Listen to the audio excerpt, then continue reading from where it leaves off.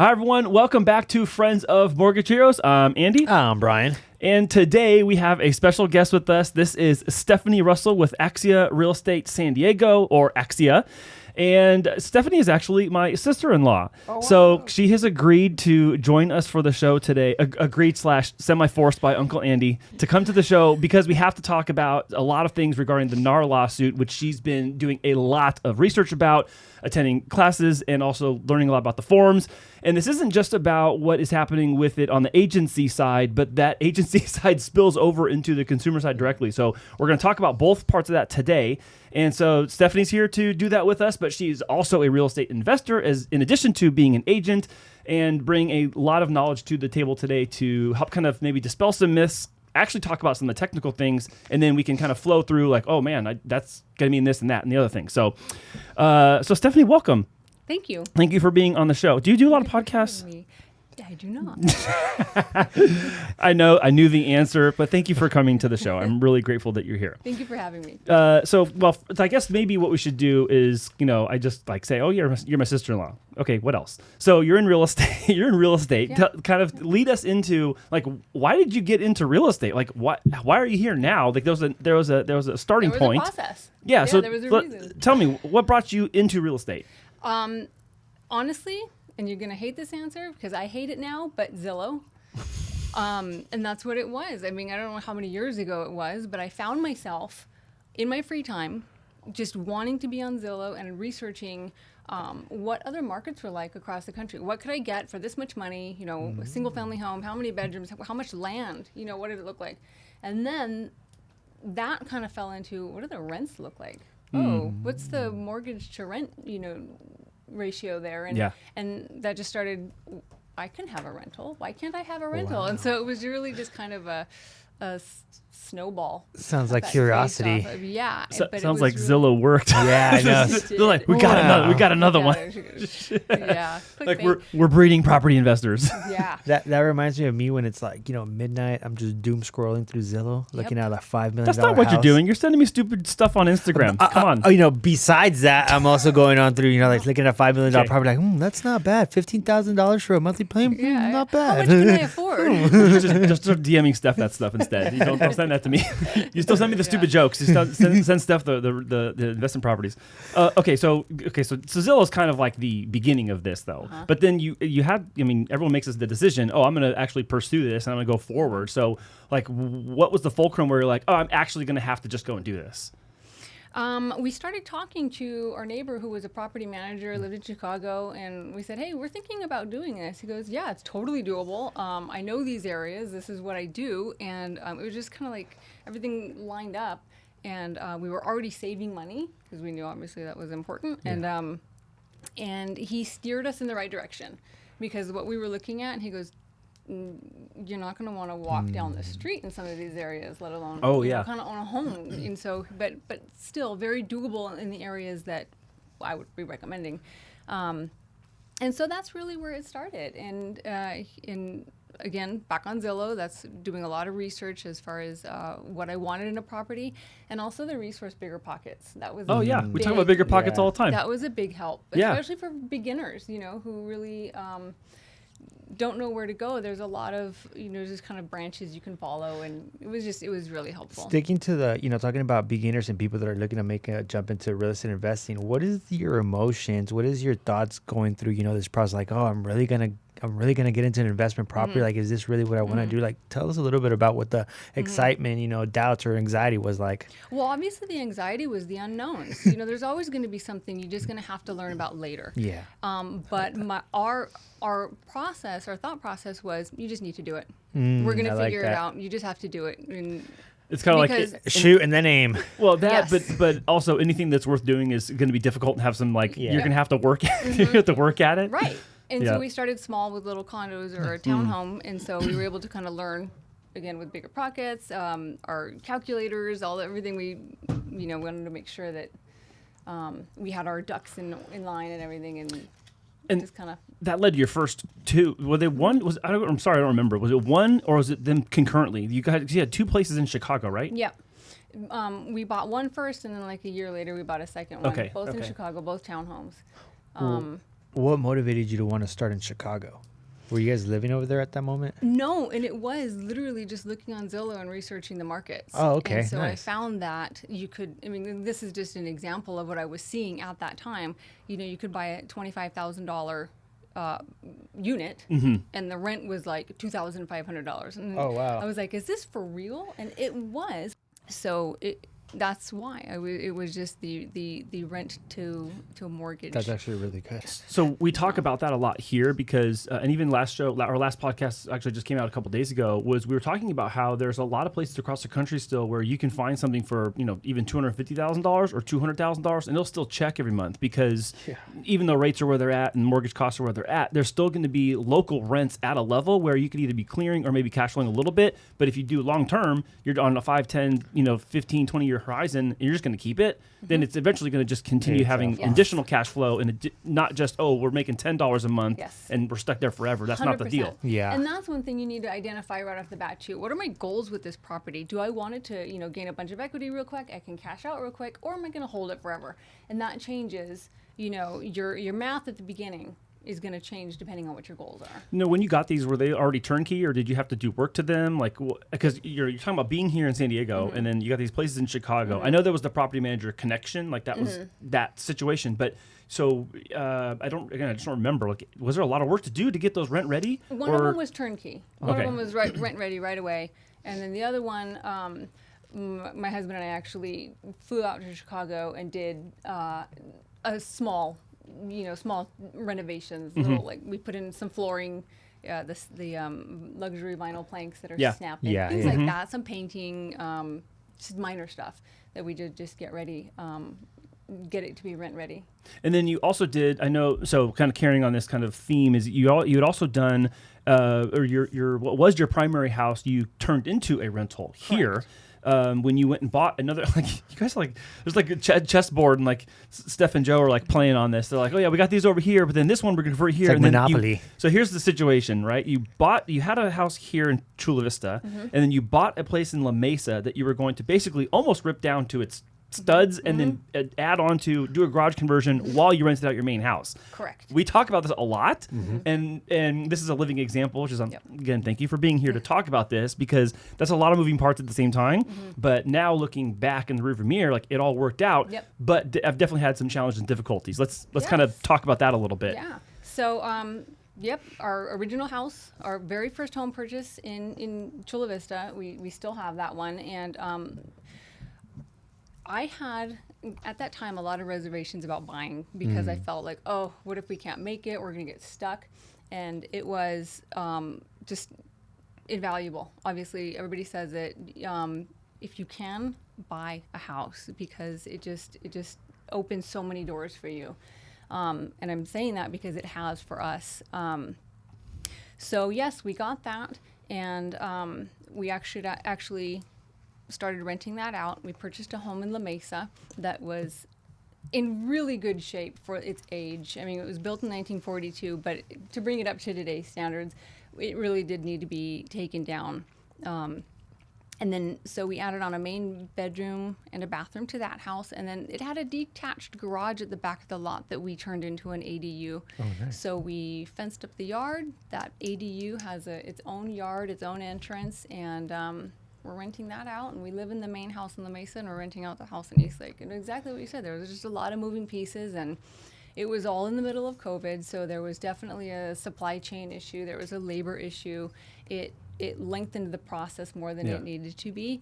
But again, looking back on it, it just worked out the way it was supposed to. It's an amazing house. And again, I know from personal experience, I'm kind of saying this on set, but it's like I know from personal experience, there's a lot of adjustments that had to be made with the type of addition size-wise you guys did, and at the same time as converting the garage into ADU, and even like the offset from the sidewalk and having to have it because there's no like first I learned during your process that the city isn't maintaining that part of the sidewalk. Like that's on the homeowner. It is. So. It is on the homeowner, and in fact, they would have required us to put in a sidewalk if the addition went over. Oh gosh, I think it was. What was the number? 400 feet. 400 square feet. So you do like 390. What'd you do, Uncle Joe? Like $399. 399 and a half. Exactly. Every that. last We bit of told square them. foot you could use and stack in there. Yeah. Yeah. Well, but hold on. The other thing too is like, every once in a while, people who watch shows like this are like, oh, well, you're just skating by and you're just cutting corners. Well, here's the real deal: is you go and you look at the house, and it's actually done nicely, and it is still a walkway for the people in the neighborhood to use. It's not that there's just a bunch of dirt and gravel and there's like useless space. Yeah. So before you fire off in the comments, don't. No, we made sure, and that was one of the things that we looked around the neighborhood. We're like, there's no sidewalks here, and obviously, if we wanted to make what we wanted happen, there had to be a give and a take here. And the reason I brought that up, especially in this conversation, is because when we're talking about ADUs a lot, people will talk about HELOCs and ADUs, garage conversions, additions, expansions, all that. And like every municipality has its own set of rules that you have to be aware of, or you're going to find out along the way. If you didn't know, they'll let you know because they want their money. If it's increased taxes, they're going to want offsets. If they want offsets, they're going to want you to run separate utilities if it's the way it's got to go. And so being familiar with the area, whether it's Chicago or it's La Mesa or Chula Vista, every place, they may not all have they may not be a mirror image of each other when it comes to requirements. So I think it's an important point to note, and you're living example of that. And during that time, it was when the COVID interest rates were ridiculously low, and so we were looking and in the process for 6 months to a year, and we were just getting beat out right and left, and so doing that research, what you said about the making sure that the city allows ADUs and what are the size restrictions on that, we didn't have time. There wasn't time to do your research into a property before having to put in offers. So it was just like we'll figure it out. We'll go as we go. Well, at that point, everyone's trying to get their foot in the door, and then we'll figure it out after that. 100%. That's you shoot the name kind of Let's see which one hits. That's what we did. And I think what I think was important is you can't be married to an idea, because when you're shooting first and aiming, you have to be like, okay, I'm okay with that. I'm okay with whatever is. So being flexible, basically. So would you say that after you guys took down your first property, your confidence grew and that kind of built the momentum to start saying, hey, well, we got the first one. That unknown part of the process kind of became a lot more known. So the next future ones, you're like, I can know what to expect more or less. Yes, exactly. And what advice would you give to people that are like on the fence? Like, I don't know if I should, do an investment property, or what advice would you share with people that? If you have the ability to do it, do it. It's especially here in Southern California. Other parts of the nation, I feel like Southern California is very unique in our market, and so but other parts of the nation, they go through the normal cyclical stages of the market that are going to go up and down. But if you can do it here in Southern California, I don't see a downside to it. I always like to tell my clients that as well. If you can do it here, I mean, even though it might seem like a upfront investment that might, I feel like that's a huge investment, down the line, you're going to be like, thank God I did that. Yes. It does pay back. And I have clients that have invested. They're like, hey, it's honestly the best thing I've ever done. And now it opens up more opportunities to do other things. Yep. Is there something, so retrospectively, obviously wouldn't change anything about it, except there might be some experiences you wish you could go without having done or having experienced. So is there something that you like maybe didn't know that you wish you knew when you started? Like if I could have talked to myself back here in the timeline and tell her, hey, be ready for this, what would that be? I don't know. I think it would be more when it comes to I'm going to use the remodel, for example, looking at blueprints, for me, when the designer said, okay, this is what your house is going to look like. I'm looking at them like, okay, looks great. Good. Sign off on it. Where now it's like, Approved. Yeah, no, I noticed that too. Okay, yeah. Joe come in like, hey, why is there 4 sinks in the kitchen? Oh, I just struggled. I hit the yes. Yeah. No, that's it too, because there's parts of the house where I look at I think I would have done that differently. I love my house and I'm very happy with it, but if I would have had a little bit more involvement in that process, then I would have, without knowing. Is that just translating the idea from idea to paper and paper back into does this match what I thought? Yeah, and what works logically? I know this big bay window looks good, right? But what does that mean for the inside of my house and how I can use the space properly? That's true. That's true. But as far as the investment properties, one thing I would have taken into consideration a little bit more was the taxes, as far as how other cities or municipalities tax and how often they assess and how much they're able to increase. And we're here in California, you don't really realize with Proposition 13 that we do keep our property taxes low because of that, but other places don't, and that does affect your bottom line. That gets so people get confused about that because like, well, my taxes are changing in California, but a lot of that has to do with like propositions and bonds that get approved because of voting, and then they get added on in future years. Yes. Yeah. So that's why your property tax changes. There are other states where it literally is part of annual assessing values, and it's because they don't have any sort of income tax or something. They have some sort of offset. So that's how the state's going to make their money. But again, that's the confusing part because some people go, "Why is I'm in California? How come my tax is going up?" It's because of something else. It's not because you're getting reassessed. Because people, we got reassessed. Like, no, you didn't get reassessed. No. You look like your property tax. They added something new. Yeah, the community got something. Right. Yeah. Okay, so what's happening in the market right now that like gets you excited or you're encouraged by? So ever since COVID, like our market has been really unpredictable. But I say that because if you ask anybody, you can ask 100 people and you're going to get 100 different answers as far as what they think is going to be happening or what the future is going to be. And so I always like that kind of, secretive nature. But when you look back at the sales prices, they're continually trucking on, right? What is the median sale prices of June? Like 426 for the nation? No, I'm just sorry. Are you talking about just in San Diego? Oh yeah, I'm like, I think it was 426. Like where? I'm old enough to remember it was like 273. You just gave out your age. Yeah, no, look, I'm bald, dude. It gives away all the time. But I read it was like 930,000 for the median sold. It's just like, and that was up like 11% from last year. So it just continues. Cozy starter home. Even with the rates as high as, higher than they were last year. So it keeps trucking along here in Southern California. Again, for the rest of the nation, though, they're going to go through their normal cycles that it's supposed to go through. Yeah. No, go ahead. Sorry, I didn't mean to cut you off. I was going to say, quick plug for CoreLogic. So any of you who don't know about CoreLogic, to follow home price trends and all that's my data plug for the nerd side of the show every week is CoreLogic.com. They have a ton of real estate mortgage data that tell you everything from delinquencies to delinquencies, home price, equity, negative equity, and all that nationwide, but also broken down. And in that, you'll see that like San Diego specifically is either in the number 2 or number 3 spot of most rapidly appreciating property values still. And so the average, even if it's like 5.6, San Diego's at 11.3. And you're like, oh, house prices are going up by 2.3. San Diego's like 8.4. Like it's ahead of everyone still. I was looking at clients' houses that closed last year because we're pricing them out for refinances, and I think they bought one it was I think 665, and now it's pushing like 900,000. Since last year? Since last year, yeah. They had to. They came in with the down payment. They came in with the down payment. Wait, hold on. So the loan amount, But it was 50% price gain in 1 year. Still, I'm like, Jesus Christ, is like he did additions to it as well. So I mean, that also helps out a lot. But in just 1 year, the jump of your equity is just ridiculous at times. What I'm seeing. Yes. So let's talk about the converse side. So there's some opportunities, but then let's say what are some threats maybe that are on your radar that you're like, I'm kind of got my eye on this one, I got my eye on this one, I'm looking at this other thing. What are some of those for you right now? I don't know if I would call them threats because the market is supposed to change. It's supposed to in a healthy market, but. You guys talk a lot about the inflation rate and what that does to people actually having to use credit more and more. And so I worry I wonder if that's going to be an issue for people who are maxing out their credit cards. They're going to have to start realizing there's got to be cuts made. Where is that going to be, right? So is it going to be a housing expense or what? The lenders, they've done their job making sure that people can afford to get into the houses that they're in.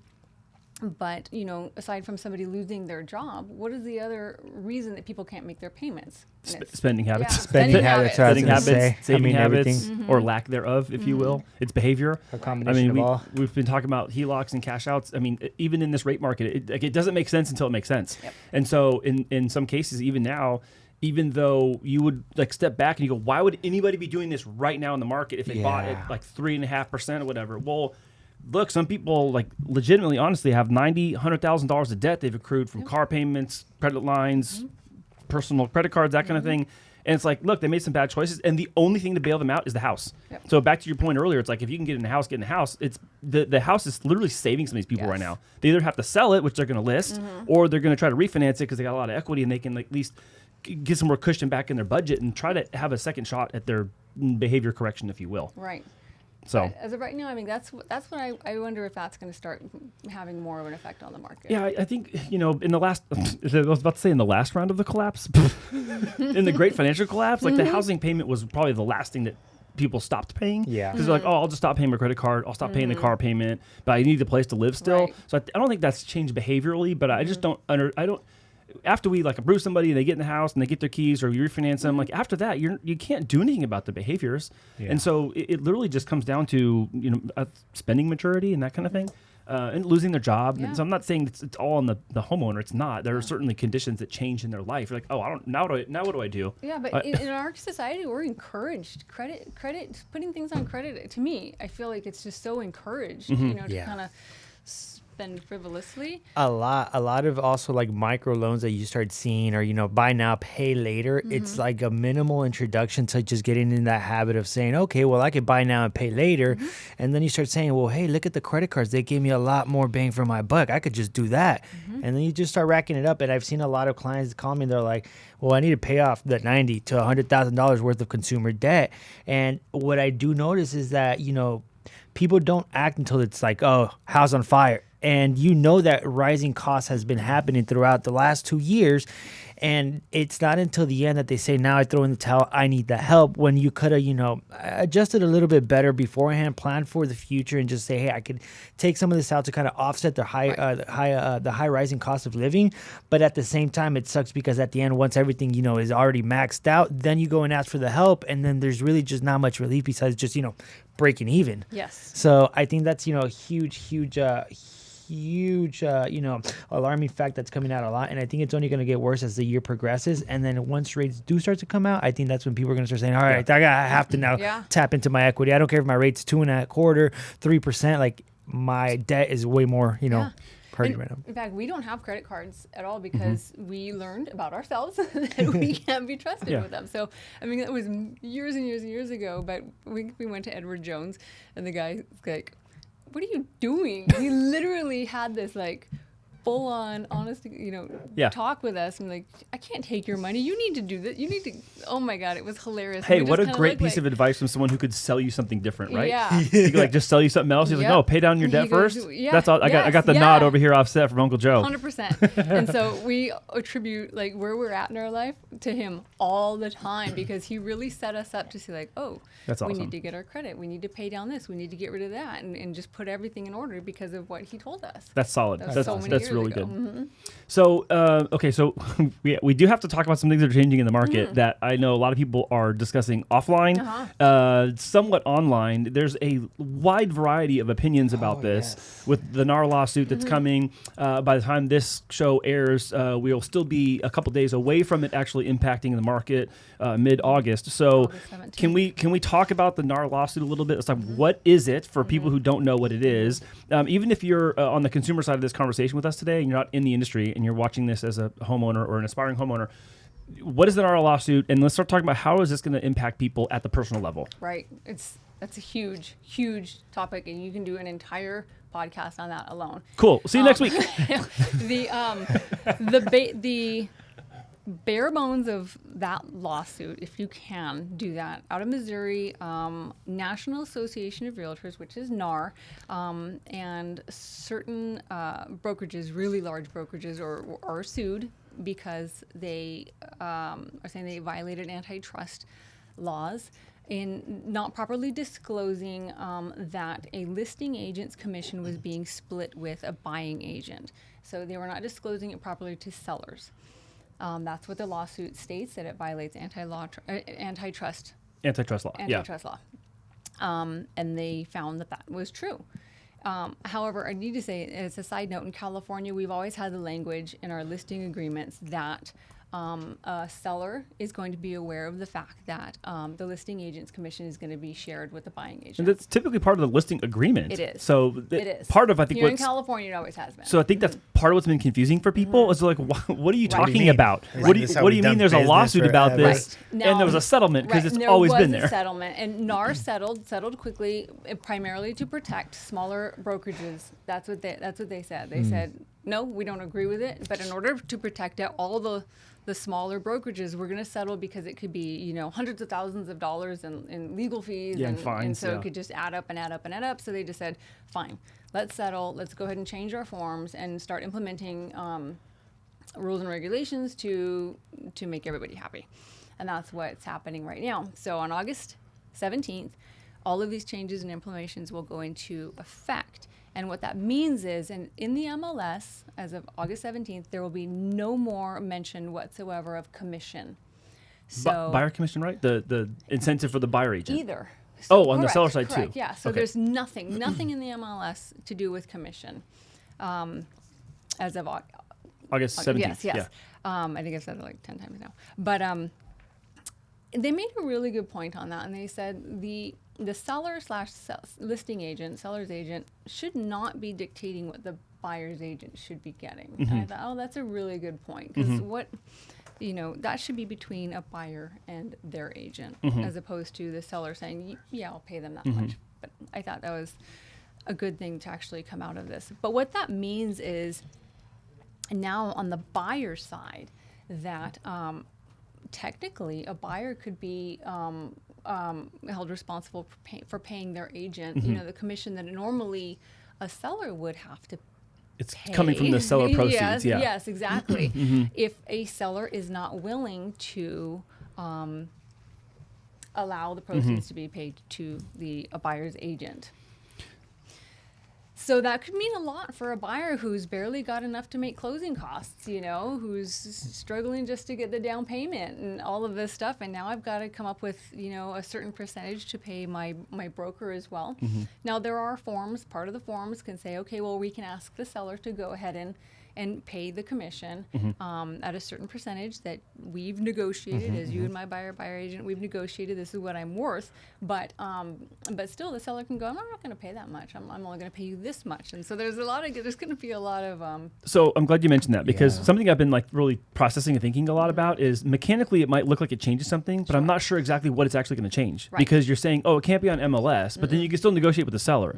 But even before that upstream, you have the people listing the house talking with their listing agent and already talking about whether it's going to be 5.5%, 5%, 6% commission, and splitting that with the buyer's agent. So I don't yet envision that conversation's changing, because it's just about how do you get there, not whether you get there or not. Right. Is that like the sentiment right now among other people you're talking to? Because people know they have to pay somebody to sell their place. Right. If they want to take advantage of the system that National Association has set up, as far as using the MLS and using agents to process the transactions, and if they want to take advantage of that, then the people should be paid accordingly, right? Because there's going to be a lot of people out there like, I'll just sell my home myself, or I'll just go without a buyer's agent. Yeah. Which, unfortunately, I think is a lot of people are going to start doing. We talked about that.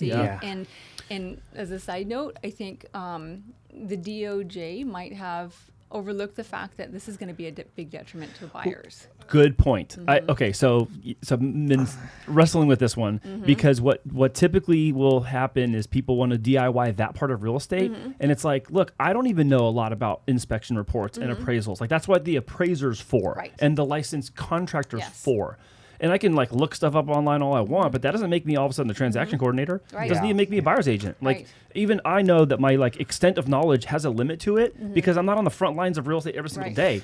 I'm inside the walls of this deal in the industry, but I'm not doing contracts every single day. Correct. Even on our end, I read contracts, but if you ask me to go and fill one out for a buyer, I'm probably going to get stumped myself. And we look over contracts all the time. And I think that's where a lot of people are going to start realizing, what's this word mean? And they're going to go and ask a realtor, and the realtor's going to gladly respond, well, I can represent you, but it's going to come at a cost. No, I just want to know what this means. I'm sorry, that information, it's my job. It's like hiring a lawyer. You're going to have to sign a contract. There's got to be a contract involved. Everything, and that's one thing they're making it to where you've got to sign a buyer-broker agreement before you even show a property. And so Wait, the buyer has to? the buyer's got to sign a buyer-broker agreement with an agent. Okay, so they have to find an agent still, like they would normally, and then they have to actually have a formal agreement that I'm attached to this person, so they can go show me houses. Yep. Okay. Yeah, and so it opens up a whole can of worms. But open houses are one of the things that agents are like, wait a minute, how's this going to work? And That's so, very interesting. yeah. We'll talk about that. Yeah, So, yeah, so please. wait, explain. Okay, okay. There's a change. Explain how that change goes down the line. Right. And so there's going to have to be a form. Usually agents have sign-in sheets for open houses anyways, and that's just so the owner knows, who's walking through my house type of thing. I Yeah, don't want just anybody kind of coming in, but it really doesn't mean anything, right? It's for the agent's records. But from now on, or August 17th on, there will be a sign-in sheet that's required. It's a CAR form, or California Association of Realtors form, where everybody's going to have to sign in, and it basically states, look, I am an agent, I represent the seller. Anything you say in here, I can go back and tell the seller, to where if you want to come and buy this house, anything you just said, I can use against you, kind of thing. Or it makes things just much more official. And if people want to go in the house, they have to sign the form, and that's what it is. If you don't have representation, because now you need representation if you want to view a house as part of this settlement, you can say, okay, seller's agent, I will use you, which now puts you in like a dual agency type of situation. Yeah. Or, look, I really don't want to use you, but I want to see the house, so I'm going to sign this other form. It's got like a cursory form, where it's like lasts for 3 days. It's See, I didn't know that. That's how I was like, so what happens if you don't want to use them? Yeah, and it's just so you can get in and see the house, basically. But if you do go back and say, I want to buy this house, you signed already within, so you have to wait the 3 days to be like, hey, I want to buy it, but not with you. Hey, you know what's starting to sound like when but it's like, go ahead. No, you go to the hotel and they're like, hey, would you like a free breakfast on Saturday morning from 9 to 11? You're like, hold on, is there a timeshare presentation in this thing for you? Yeah, I know, right? Like all of a sudden, like, wait a minute, I got a monthly payment for this thing. Yeah. I don't even want it. I got breakfast though. But the point is, you've got to be represented to see a house. Oh my gosh. So Okay, so there's the form, the buyer broker form, and then you're going to sign in or whatever. But if you don't have that, there's a cursory form that has an exspiration. So it's 3 days, 72 yeah. hours or something like that. Okay. That's going to be very interesting, because like I've been in open houses and there's clients that come in, A, they don't want to sign, B, they don't want to talk to you, and they just literally want to walk in. Yeah.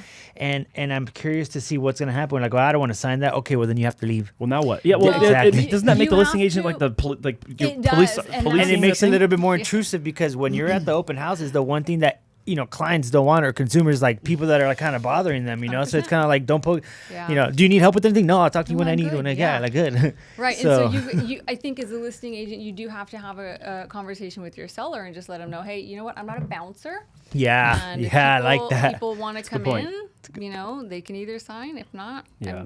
there's nothing I can do. That's a Yeah, fair point. You're kind of I like like a open house parole officer, checking in on everybody. Hey, who's your agent? Okay. Yeah. Is there other things changing around the open house system starting then? Like, I know we're talking about just these two things, like buyer broker agreement A, cursory form B. Is there any other thing connected to open houses that's changing because of this rule? I don't believe so. Okay. As far as I know, that's the main issue that everyone's like, how is that going to work? How is Yeah. it going to look like in real life? Yeah. So everyone.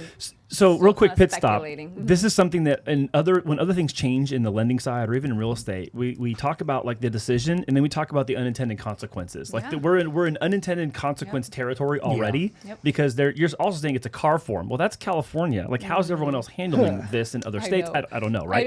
But at this point, I'm like, I can't worry about other states. I'm like, No. just trying to Yeah. focus on what's happening here. And the point being that even though there's like the national overarching deal, there's Yeah. like the localization of that Yes. too, state by state. And, again, unintended consequences, there's probably other state rules that prevent that even. I know. Because I it's can't then even you're imagine. forcing someone what if I'm having a bad experience with my agent and I go, I don't want to work with them anymore. I'm going to have to break my buyer broker agreement and then find a new one and do it with that person again. Yes. And that's true anyways if you Yeah. have one right now, but it's almost like more forced than it would be normally because it was Right. kind of like a choice to have a buyer broker Right, agreement and before. there was very strong feelings on each side of if you had one or not. There was a lot of argument. Well, how good of an agent are you if you really need one? And on the other one is, you know what? I know my worth. I'm going to be know, protected. that's the and thing. so there was a lot of argument. So I'm actually kind of glad. I think it's good for agents because they put a lot of work into Yeah. buyers, and then a lot of times they just get ghosted. Well, it's true. And so I can't even tell you, just like driving around, showing houses, everything, and all of a sudden, It's we're not gonna draining. buy. It's And draining for people. Yeah. Now, the buyer broker agreement's only for 3 months. Every 3 months, you have to resign because it does expire. But at some point in there, you can both agree there was language and you can both agree to cancel if Yeah. this isn't working out, but still. I think it's worth noting because again, like there's certain industries where there's just nothing but like fiery darts coming at them all the time, especially if those industries make a lot of money and there's a lot of commission involved. But you know, it's worth noting that like there are a handful of transactions every year that don't close, that you do work on, that you're never going to see a damn penny for. Yep. And whether it's a loan because the escrow falls out, it's not even the loan officer's fault in some cases. And even in the realtor's case, like if something fails along the way in the process, no one's seeing any money from that. Right. So you're not collecting a percentage of Right. commission on total sale if it doesn't close. So it's a Right. black and white, yes, no, whether you get paid or not. And you could be doing a lot of legwork Yeah. for absolutely nothing. And you know what's interesting is the DOJ, one of their arguments for this was that they found that home prices were being driven up because of realtor commissions. They compared it to other countries, however, and that was interesting to me. So That's interesting. it was. Very I'd be curious to go down that rabbit hole a little bit. Like, okay.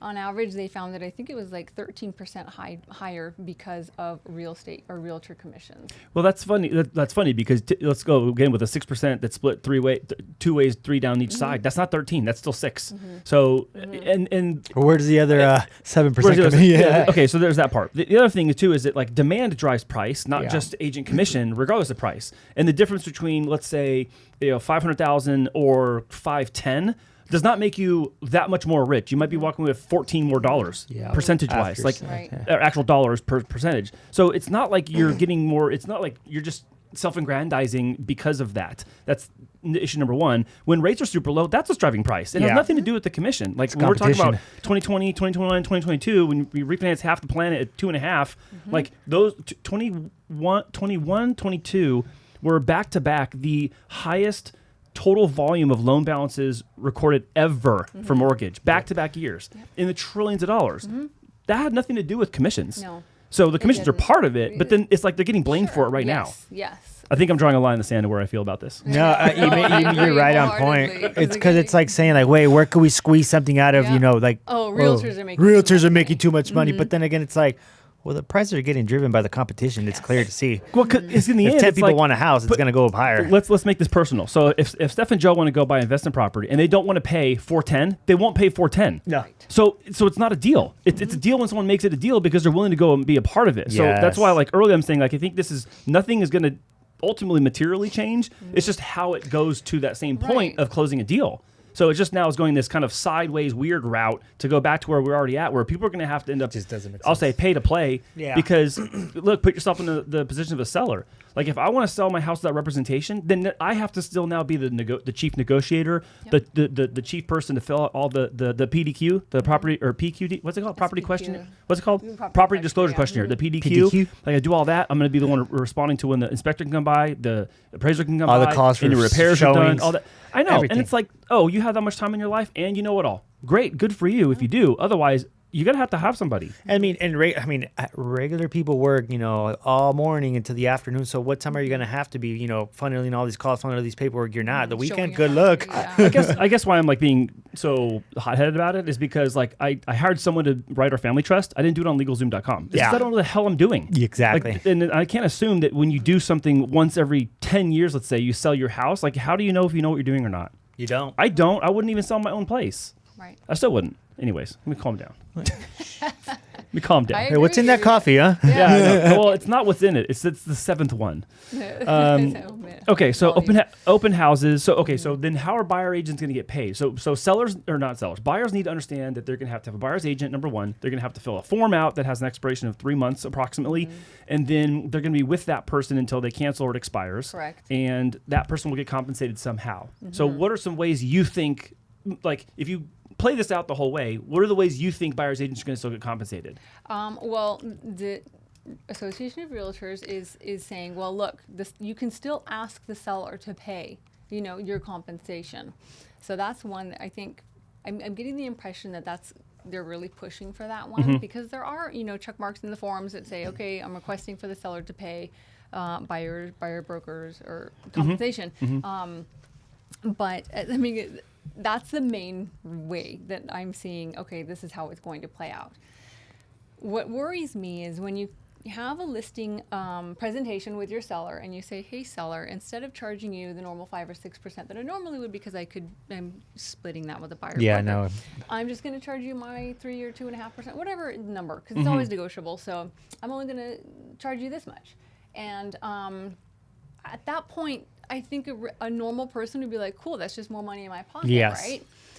But at a certain point, you can have the conversation, oh, okay, but also now what's probably going to happen is if you don't cooperate with buyers brokers, what does that do for the traffic coming to your home? Yeah, well, that's a great point. It is a good point, and I already know of a specific instance when the buyer said, if we find and get in, if we find a house after the deadline in August, if we're past that deadline and we're still looking, I don't want to look at any houses that aren't going to be paying, that aren't going to offer that. Wow. Yeah. So they're saying that's they're saying their own already- filter or their own condition of I don't want to see places that aren't going to have seller paid commission. Right. Oh, okay. But on the other hand, I mean, people could have great success with that. So Well, and again, if the appraisal will hold and you bump the price by 3%, so 500 to 515, then there you go. There's just 3% for the buyer's commission. You buy it at 515. Because I guess this is part of the math part of me that is so frustrated with stuff like this, is it doesn't make any difference. So if you're already buying the house at 515 right now and it has a 6% commission, or you buy it at 500 with a 3%, we're really splitting hairs. And so it's already baked in, so you're already paying for it right now, but Right. by virtue of something else, some other function of the financing Yes. part. Yes. So again, it's that Honestly, unintended consequence I think thing.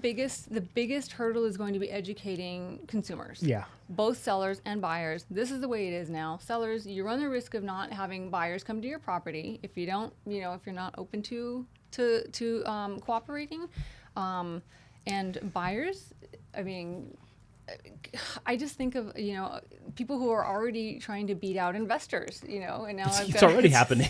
I feel like the buyers are going to. They're going to get hosed. Yes. They're getting So squeezed. I what feel you're like that's describing gonna happen. is like the opposite problem of the other. God, this is so crazy. Because you're saying like, hey, listing agents, if you fail to do this, you may have less traffic. The argument in part of the case I remember was, oh, well, agents are cherry picking which listings to take people to that pay higher commissions. Which Well, is now the they're antithesis blatantly of leaving that. it like, It's hey, gonna these pay, these don't. Let's go these. Right. And I mean, first of all, I've So contradicting. never known an agent to do that, but it's going to be if that happens, it's going to be Oh my because God. their buyers asking them. And especially Well, now, yeah. like you can't steer in that way because the consumer's looking at Zillow. And he could say like, no, what about this house? I want to go see Yeah. this house. But I don't Yes. care. I still want to go I wanna see it. So, okay, I made that. So I like totally projected fire shot across the bow a couple, like, I don't know, maybe a month or two ago. I was telling Brian, I was like, this is only going to make the big agencies bigger because they're going to come up with some way with the big pockets to go, oh, well, we can cover your buyer's agent. And they're going to start marketing to that and say, oh, you don't have to, you still have to have your buyer broker fee or form agreement. Thank you. But got then your back. we'll pay up to 1% of whatever it is you need to pay. there you go. So, because they already do that now. They do that with listings when people want to list through Zillow. 1%. Oh, we'll do cash offer to buy. So they already have like bulked Yeah. up because people were up at midnight looking at Zillow, you too. That they're going to probably get a foot in the door in that and come up with some sort of marketing way to put themselves in the middle of the conversation. Some of the big brokerages have opted out of the settlement as well, and that was because they didn't agree with it. So It was- like double middle finger is basically what you're saying in the nice way. They and so opted out. They're like, you know what? We're probably, and they just decided that they're going to deal with the cost of litigation if it arises. Wow. But that was one of the things where they said, no, they don't agree with what was happening. Wow. So they just opted out with that. So okay, so oh my gosh, any other like predictions of what you think is going to happen? And you're mentioning like it's already kind of looking that way. These buyer examples saying like if we're not in a place by then, I don't even look at a place that's not offering. Like, is there just to be more of that? Honestly, predictions, I'm not even trying. I'm not even trying at this Yeah, point. I'm okay. literally, I'm just kind of waiting and seeing. I want to see Yeah. how this plays out in real life. I understand everybody looks great on paper as far as the DOJ, they've got everything, they want to see, but it's just in real life, I don't see it benefiting everybody like they say it will. And it's just one of those things that we kind of have to let it play out and say, well, look, You guys messed it up. Yeah. It unfortunately Way to feels break like real estate. it unfortunately feels like other things we've seen in the mortgage place, where like there's like a handful of people who are doing things wrong or unscrupulously, Yep. and then like, oh, we got to change it for everybody. Like everyone's like, Yes. God, you guys, Yeah. and then those people they get put in jail or they leave. So Yeah. then there's this rule left for everyone that stayed, and everyone who caused the problem, boy. they're gone, Yeah. and they're not even around anymore. Right. And I just feel the same things to happen with agents. I don't want that to happen to agents. Oh, yeah. But there's gonna be some agents that are so frustrated by it. They're like, I don't want to do this. I don't even want Right. to do this no more. Right. Which is in a way, it's kind of, I mean, you can tell that there's agents that really pour their soul into it, that really go above and beyond, and they're literally like, yo, like they're a great person. They went and did everything for me. And then there's, unfortunately, other agents that lack the same effort, lack the same customer service, and it's at Ethics. no fault to them. It's just the way Yeah. that they work and operate. Yes. A lot of those are gonna get a wake up call once things change. They don't know how to pivot, and they don't actually know how to solve the problem that they're given a task. Right. And part of me, because you've talked to a lot of agents who said, I actually haven't even looked into it. Oh, what? And so it goes back to what you were saying about people who wait and just kind of like I'm they just wait gonna till go the with it. last minute, and then I just think they're gonna think things are gonna go back to normal without really considering the implications. of Yeah. that. Well, I guess I just thought of like right now, like that doesn't stop you. Like, let's say you're representing a buyer, it doesn't stop you from calling the listing agent, going like, it doesn't say on MLS if you're paying or not. Are you paying or not? Yes or no. And, Text, and, Okay. and text that's me back. exactly what I think that was 'Cause I gonna could just- Yes. get I a could lot just more. ask somebody Like, bro, then. what's going on here? Land and commercial. That's how it operates. You call up the other agent and you say, are you a cooperating broker or not? And because a lot of land in commercial, Interesting. they're not, and so I think that's probably going to be the way that residential real estate goes. And You just call They're them gonna up have and to say, start doing this in cooperating or not. code language, like on text. Yeah. Like, hey, are you bringing over the biscuits? Yes, we are. Biscuits oh, that means are- they're paying. We'll be right there. They're Yeah. paying a commission. Can we have a pickup at 5:30? There are no biscuits on this transaction. Right. Okay, Oh, next no. place. I'm out. Craving Biscuits for commissions. I don't know where that came from. I think I'm hungry. Joe, let's go get biscuits later. Want to go get some Cheddar Bay biscuits or Red Lobster? Is that still open? Yeah. That place closed? Did they go No, there's bankrupt? still some open. You can find some. The Red Lobster. Anyways, now I'm on Cheddar Bay biscuits for some reason. So agents talking to each other obviously is probably going to increase and go, hey, A lot. yo, what's the deal with this place? Yep.